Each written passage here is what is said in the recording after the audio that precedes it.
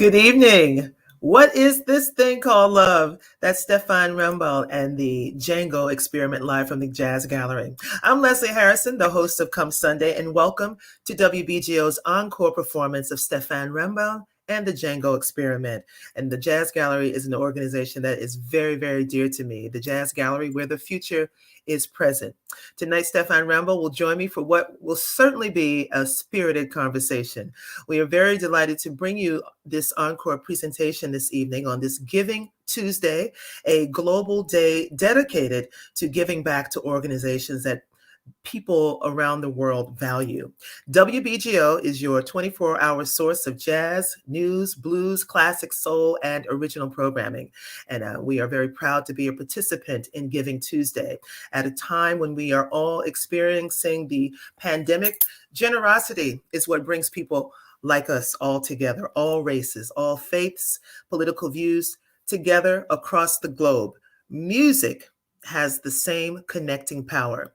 We hope this evening, as you listen to the spirited music of Stephane Wrembel and the conversation, that you will go to WBGO.org and give generously for the music that you love and that we love to play for you. And speaking of Stephane Wrembel and this, what is this thing called love? We love having you here. And thank you so very much for being here with us. How are you? Bonsoir. Bonsoir, Lezlie. Very good to see you. For those of you who don't know Stephane, he is a world-class guitarist, born in Paris and raised in Fontainebleau. Did I say that correctly? Yes. Okay, which is the home of Impressionism and of Django Reinhardt. And you're going to tell me a little bit later about your early start with the guitar and your love for Pink Floyd and the guitarist David Gilmour, and how that morphed into your love for the music of Django Reinhardt. You are a master guitarist that specializes in the music of Django Reinhardt, the style that we hear, that you corrected me on a while ago, that we call gypsy jazz. Welcome, Stephane, and tell us a little bit about what you've been up to since we last saw you. Practice. Yeah, I'm sure you're on your way to Carnegie Hall. I'm practicing. Well, yeah. Well, I know you're practicing because you have a lot going on, especially coming up in 2022. Tell me a little bit about Django Go-Go, which is your an intensive music camp, and also a concert that's coming up in January in Maplewood, New Jersey. Yeah, these are. And what is Django Go-Go? Well, these are the two different things that I have going on in the near future. Django Go-Go is a festival organized every year, and we have a series of concerts. Most of the concerts are in Maplewood, New Jersey. There's 3 shows in Maplewood, and the final show is at the Town Hall in New York City. That's March 1 through 6.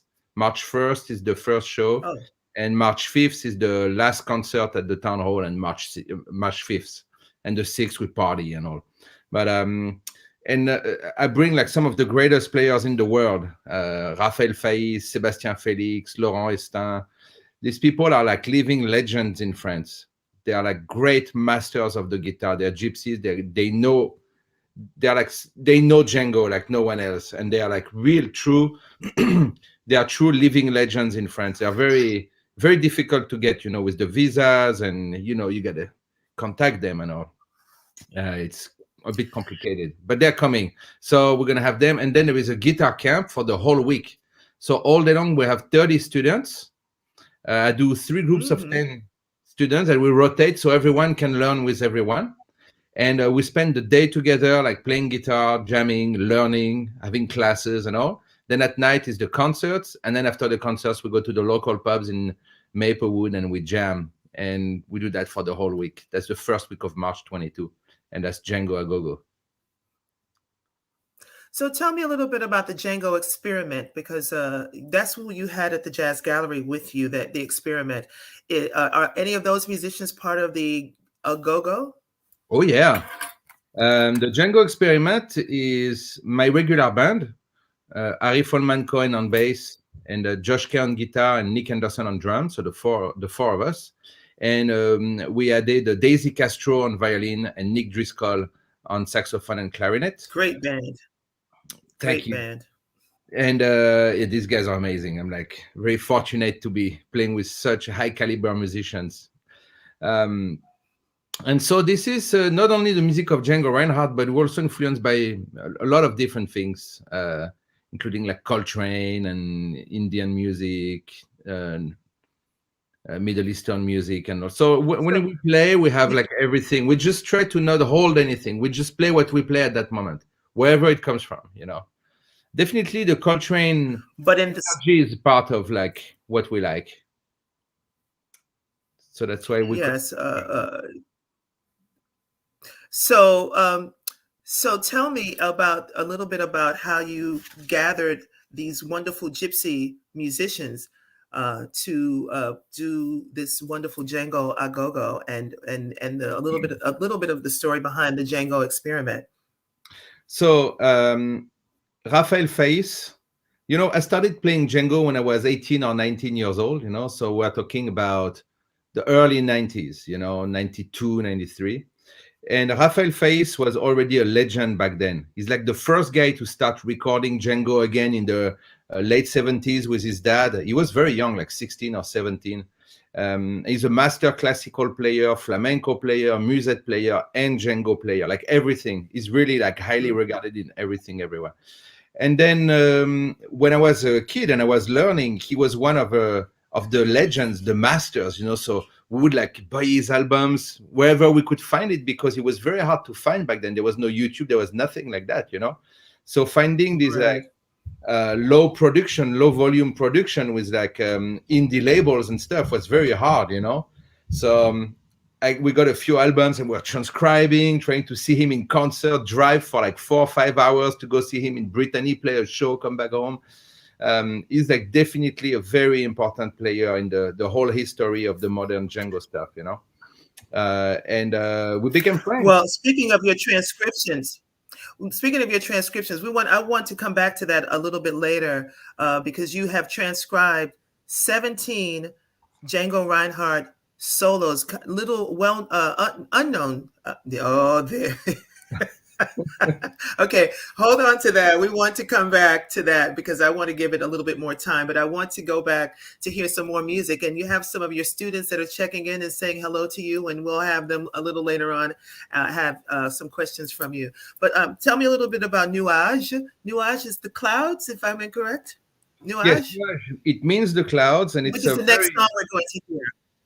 That's a very it's a jazz song, It's one of the great ballads, and it still has a little bit of that impressionist flavor that Django was influenced by, like from his birth, with Debussy and Ravel and all the impressionist painting, and the fact that he lived in Samois-sur-Seine near Fontainebleau, So definitely it has a call for something impressionistic. Okay, well, we'll take a listen to that. We'll return to you and the Django experiment at the Jazz Gallery, and then we'll come back and we'll talk a little bit more about your transcriptions, which is very exciting. One of the wonderful things that you did during the lockdown last year in 2020. So let's go. We'll take a listen to Stephane Wrembel and the Django experiment live at the Jazz Gallery on this Giving Tuesday.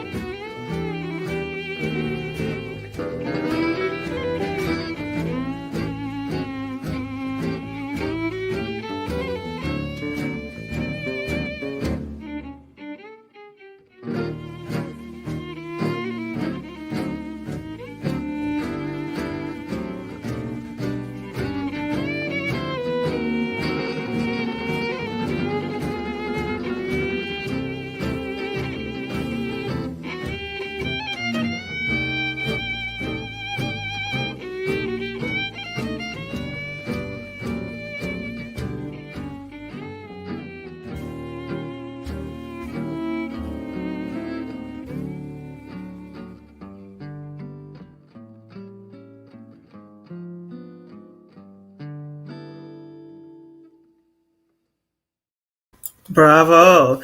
That's Stephane Wrembel and the Django Experiment live at the Jazz Gallery for an encore presentation on this Giving Tuesday. And we certainly hope you're enjoying what you've heard thus far. And if you do, please consider giving what you can. Go to WBGO.org.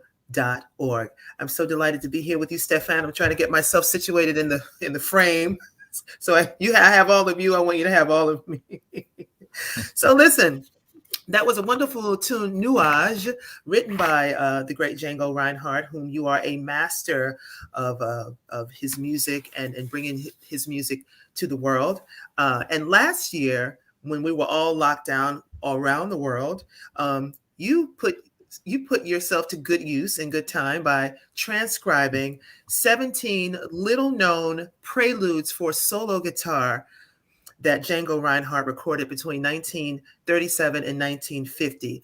And now I hear not only did I hear, I actually saw the little book, the big book, that's beautifully bound. And it's called Django l'Impressionniste. Voilà. Yeah. And you're going to be performing some of those songs, or all of those songs, coming up in January at the National Sawdust, which is in Brooklyn. So tell me, how did you come about putting your time to good use last year during the pandemic, and decided to do these 17 little unknown gems of Django's? Well, this is I've been on this repertoire for 5 years right now. It all started, I really wanted to play this piece called Improvisation 1 at our show at Carnegie Hall in 2017. And I wanted to open the show with that solo piece, which I did, you know. It was a very, very hard work to learn it and craft it and make sure I could perform it in those conditions. But then I really loved it. And I started to dig into those solo pieces. I was like, it seems that he has like several. I knew of a few, but I didn't really know how many. A lot of them are poorly recorded. Some of them are buried in like historical recordings and stuff. No one knows about them. So I finally like started to like pull that thread, you know, and I found 17 of them. So I transcribed them all. I learned them all. I recorded an album called Django the Impressionist. The release was October 2019 at the Lyons Opera. We did also a show in New York at the Florence Gould Hall at the French, I want to say embassy, but it's not the embassy. The term is Institute? The French Institute? Yeah, the French Institute. Thank you. The Florence Gould Hall. So we did that also in November 2019. And then I started to play that show. And the pandemic started and the lockdown started. And I was like, all right, so you are like leaving me home with pencil, music books, a guitar. I might as well take this opportunity to do that work, you know, of like of the transcription, you know. So finally I did the book. That was the last piece that was missing, you know, because the last piece that was missing.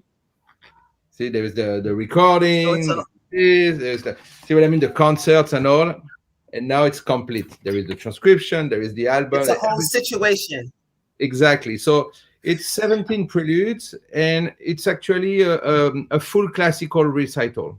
It's an hour 10, 70-minute recital, like regular classical size recital. And so I started to put up, this is going to be the 14th show, I think, 13 or 14th show of Django the Impressionist at Sawdust, January 29. And I'm the only one, for now, I'm the only one in the world to be able to play that repertoire. So it's like a unique show. That's very unique. Well, that's wonderful. I mean, it's been so encouraging to see what people did during the lockdown. I mean, we're still in this pandemic, but what we all did during that, and it's a wonderful thing. But I was wondering if you could tell me a little bit about, because you corrected me when we were together at the Jazz Gallery about the term gypsy jazz. You know, You mentioned gypsy players, but when I mentioned the term gypsy jazz, you said it's really not. It's really a kind of a derogatory thing, and we want to certainly be on the correct side of this. I didn't say that. I didn't use that word. Derogatory. You did say derogatory. No, you didn't. No. but tell me what you did say. Um, Actually, when I think of jazz, I think of New Orleans. I think jazz is an archetype, a logos. It was, I have no idea how it was born, but it was. It is. So we know it at some It point is, something happened, you know. And my and it's belief, continuous. yeah, my belief is the first musicians, once they started unlocking that logos, that archetype, and feel the swing, they started automatically to play what's right inside that frame, you know. So it's not Hmm. like we're used to what they played. They just played what was right at that moment. They were possessed by that logos, and they just manifested like all the language, like the foundation at that time. And it's still available. You can still go to New Orleans and listen to these guys play, and they play like 100 years ago, and you can still learn the foundation thing. Now we also have recordings of Louis Armstrong and all, you know. So we know what happened then. We can hear it, and we know it's the foundation. You see, for example, I don't really consider um, Charlie Parker or Miles Davis or Coltrane. I don't see that as jazz. I see that as John Coltrane, Miles Davis, and Charlie Parker. They were just rooted in jazz, but then they went and they did Mm. something else, and it's cool. You know, we don't have to call it anything then. But there is Well, something archetypal and fundamental right there, you know. And there was brass band and percussion. That's really the foundation, and also the piano. But that's, I don't know how they play together, but whatever. Django is the guitar part of that. You know, he's the right. guy who, when he heard jazz, he was able to like also transcend that language. You know, that logos, that archetype, and he brought everything that is needed on the guitar in those terms in the world. That is mixed also with his strong personality, the fact that he grew up Hmm. in Paris in the time of Debussy and Ravel and all that, and also with the classical guitar, the flamenco guitar, and his gypsy Right. identity. So all that created that cloud of like crazy beautiful melodies and stuff. But still, there are those two things: the real pure language of jazz and the personality. So the thing is, you can learn through Django that language. How does it work on the guitar? And then from that, Wow. do whatever you want, you know. And so Thank you. Django to That me is really like a father of the jazz guitar. He's really the father, and it's Django is a jazzman. And then the Gypsies, they kept on carrying that tradition, and hmm now they took the specific angle of his music as a way to express themselves. So it became folk music. So if you say gypsy jazz in a folk term, yes, but it's not just a form of. Okay. To me, it's different. It's just my own thing, you know. And I'm not so. Well, Uh, thank you. yeah, I'm not so excited in putting everyone in a bag like that of like this is jazz, this is classical, this is, you know what I mean. I like Right. I said, like Coltrane is Coltrane. When I listen to a Love Supreme, I don't hear jazz, I don't hear anything. I hear a Love Supreme. That's it. So I think of it like that also Well, for that's players. thank you so much, Stefan, for that. Merci for that explanation. And as we say at WBGO, we ask the question always: what is jazz? So we can interpret it how we see fit, and enjoy the music. And we certainly enjoy your music. And thank you so much for being with us here for this encore presentation of your concert at the Jazz Gallery. We're going to return to that, but we want to make sure that. Those of you who are listening and enjoying the music this evening, that you do remember that it is Giving Tuesday, and WBGO is public radio. And we ask you to support on this Giving Tuesday. Go to WBGO.org, as you can see down on the bottom of the screen there. Go to WBGO.org or text WBGO to 56512. I'm Lezlie Harrison. I'm the host of Come Sunday, and I'm very delighted to be here this evening with Stephane Wrembel. We're going to return to the music. The next thing we'll hear, the next video we'll look at is Flèche d'Or. Is that a Django composition? You want to tell me a little bit about that as we go into the video? Yes, it is Django's composition, late Django, 1952 or Mhm. 53. And it was the name of a music venue in Paris. There was a club. And actually, I played there when I was like 20, 21, something like that, with my Django band back then. We were like the last band to play before they closed, or like the last week or something. Where was it? Right, we played right in the edge, you know. Do you remember where it was? I never heard of that club, Flèche d'Or. No, I remember the place, but I don't remember exactly where it was. But it was okay. real. Well, we're going to take a listen. I'm sure it was. And we're going to take a listen to Flèche d'Or with the Stephane Wrembel and the Django Experiment. Thank you.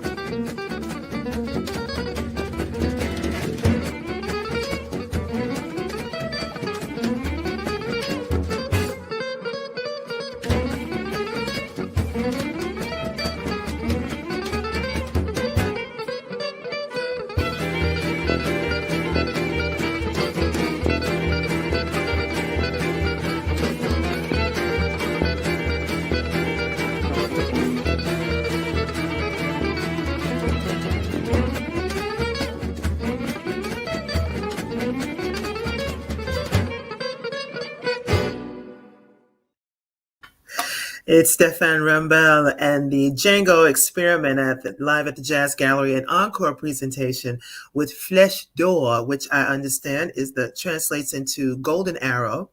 And the club that you spoke about, Stephane, was in the 20th arrondissement. Yeah. And I checked that out because I was kind of curious. So Flèche d'Or, written by Django Reinhardt. And Stephane is a master of the music of Django.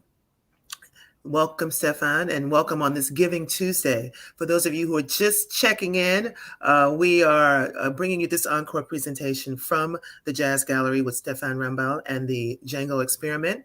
My name is Lezlie Harrison. I am the host of Come Sunday. And if you haven't given already, please consider on this Giving Tuesday, the last Tuesday of the month of November, is when we, around the world, globally, give and support organizations that we care about, bringing you the music that you love here at WBGO. And we're asking you to give what you can. Go to WBGO.org, or you can text WBGO to 56512. We're having a very wonderful conversation with Stephane. And I understand you have a wonderful relationship with the great filmmaker, Woody Allen. So I want to hear a little bit more about that. I understand on his latest film, which is due out next year, early next year, called Rifkin's Festival, that you wrote the entire score for the movie. How did that relationship with Woody Allen come about? And how's that? Well, it all started with Vicky Cristina Barcelona. He asked me if he could use one of my songs for the movie, which became like one of the theme of the movie. And then after, he asked me if I could write a song for Midnight in Paris, which was like the main theme, which I did. I wrote the song Bistro Fada. Then same thing, he asked me to write a song and be in a scene for Magic in the Moonlight. But unfortunately, the scene was deleted. So I still pray that it's not because of my poor acting, you know what I mean? I'm sure it's not. I don't know. I don't want to know. I don't want to know. But Listen, you were asked to do something for Woody Allen. I mean, come on. It was amazing. It was amazing. And then like lately, they needed a composer for a Rifkin festival, and I was chosen to be the composer for that. So that time was to do the whole score. So I did. And now we're waiting for the movie to be released. That's wonderful, Stephane. Congratulations. Do you you. see more movie scoring in your future? Is that something that you enjoy doing? That's something I absolutely love doing. I really love doing that. Yeah, I absolutely want to do more. I don't have an agent in the film industry, so I don't know. I'm just gonna let it come to me. But yeah, I hope. Is that a shout out to agents out there? Hello, agents. But tell me, did Woody Allen join you on any of the performing parts of the music? No.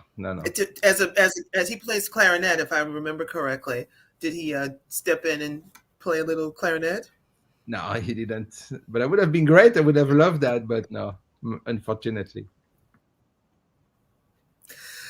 We have some people who are listening and may want to have some questions, so we're going to ask you to gather your questions, and then we'll come back after the next song. But I wanted to ask you, Stephane, you have a lot of things coming up in 2022. You've got the Django a Go-Go. You've got the solo, the transcriptions. What else is on your plate? I think you have a tour coming up out on the West Coast. Yes. In January. Tell me a little bit about that tour. How exciting! California in January. So excited. It's been so long. So I'm very happy to go back. We're gonna be all over. San Diego, Los Angeles, Santa Cruz, San Francisco, Berkeley. We might not be in San Francisco, might be in Berkeley only. I don't have the entire itinerary in my head. We're going to be in Napa Valley. We're going to be in Occidental. We're going to be a lot of places playing concerts. I think we have 7 concerts, and there's going to be workshops and all. So going to be all over California. late January. Will you be taking the Django experiment with you? This time we're just gonna go the four of us, the full band with Nick Anderson on drums and Ari Folman Cohen on bass and Josh Kay on guitar. Great. Well, let's go back to the music. I'm loving the music, and we certainly hope that you are loving the music that you're hearing this evening on this encore presentation of Stephane Wrembel and the Django Experiment at the Jazz Gallery, where the future is present. That's our motto at the Jazz Gallery. Tell me where the future of the Django music is going before we go to the next song. What is the future of your participation in perpetuating this music, and younger people being turned on to Django? That's another very positive effect of the lockdowns. I always look at the bright side of things. The very positive effect is I learned to teach online, which I've never done before, and it works amazing. So I've been teaching a lot. That's what I've been doing for 2 years now.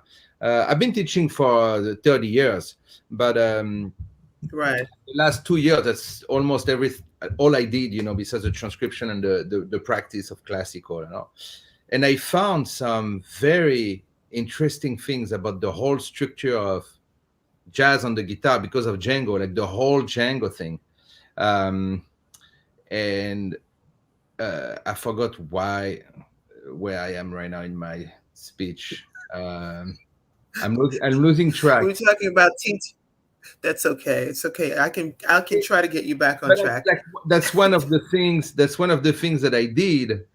I forgot the question. I'm like gone in my. Well, the question was, where's the future? Where do you see the future? And you kind of answered the future because you're teaching younger people about the music of Django, and you are teaching quite a bit. You said online. Yeah. Yeah, exactly. So there is a part of music which is those that archetype, that thing that's unmovable, that is always there. Nietzsche would call it the Apollonian side, the structural side, the harmony. How does it work? The rhythms, that the whole part that doesn't move.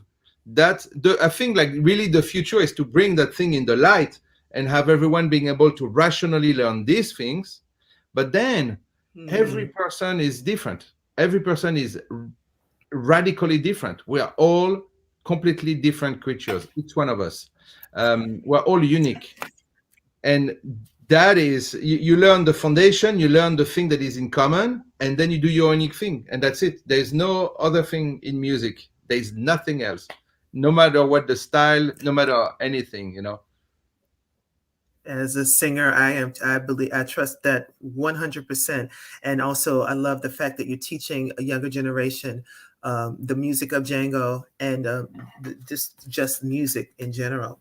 We're going to take a listen now to Dream of You. It is an encore presentation of the music of Django Reinhardt, played by Stephane Wrembel and the Django Experiment. It is Giving Tuesday. If you love what you're listening to on this Giving Tuesday right here, right now, go to WBGO.org and give what you can and show your support for this music, this radio station, and for Stephane Wrembel. Let's listen to Dream of You on this Tuesday, Giving Tuesday.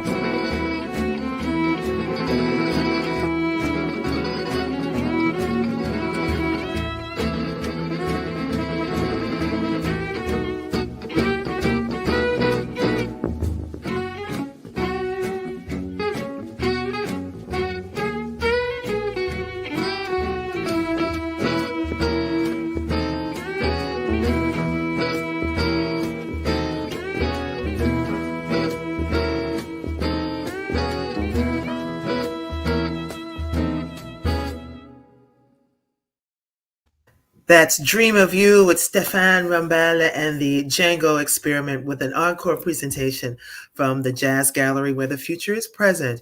And I'm Lezlie Harrison, your host of Come Sunday on WBGO.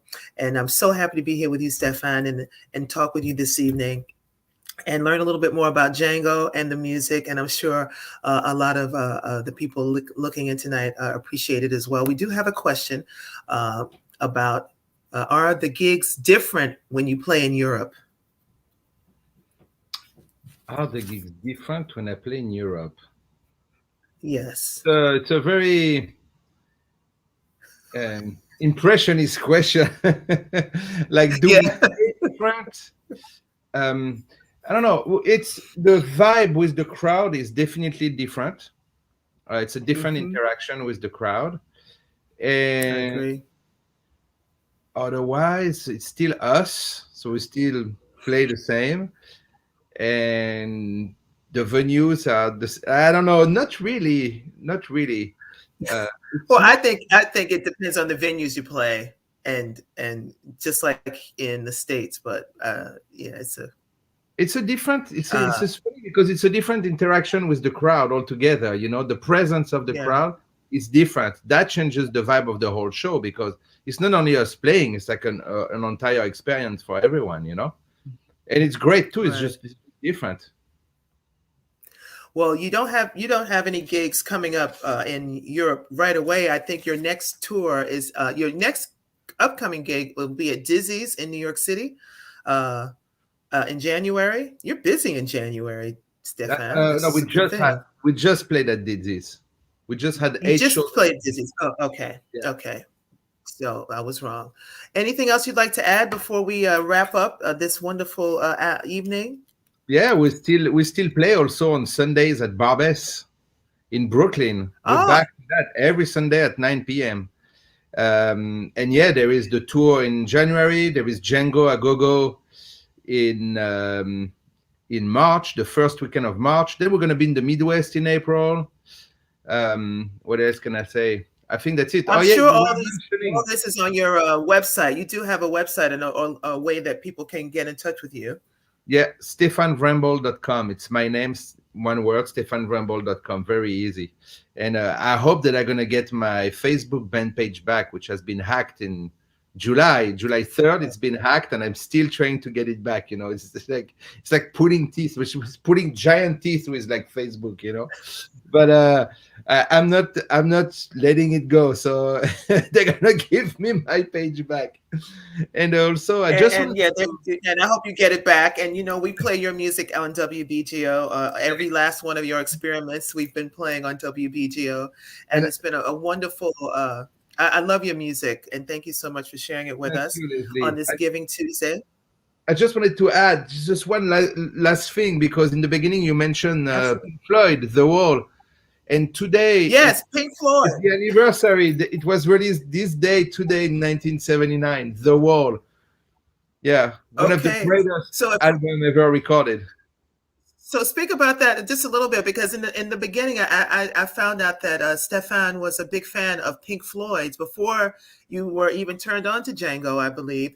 And David Gilmour was your go-to for guitar, and then from that you went to Django. So how about that?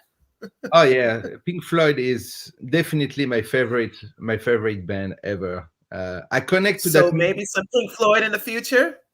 Stephane Wrembel style Pink Floyd.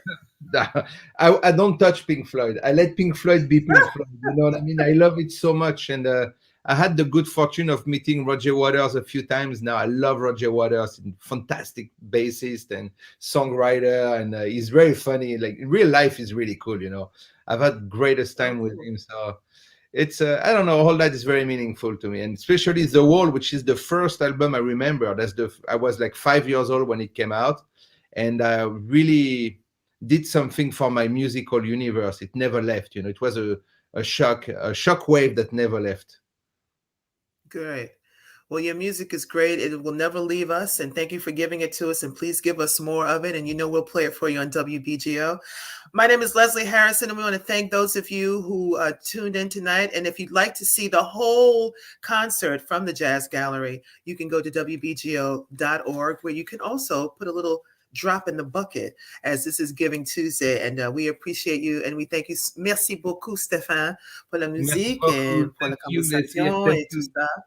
thank you, the Yeah, thank you WBGO. so much. Be sure to go to WBGO.org or text WBGO to 56512. We're going to leave you with a medley. With the medley is Clair de Lune and Dark Eyes. This is Stephane Wrembel and the Django Experiment here on WBGO.org.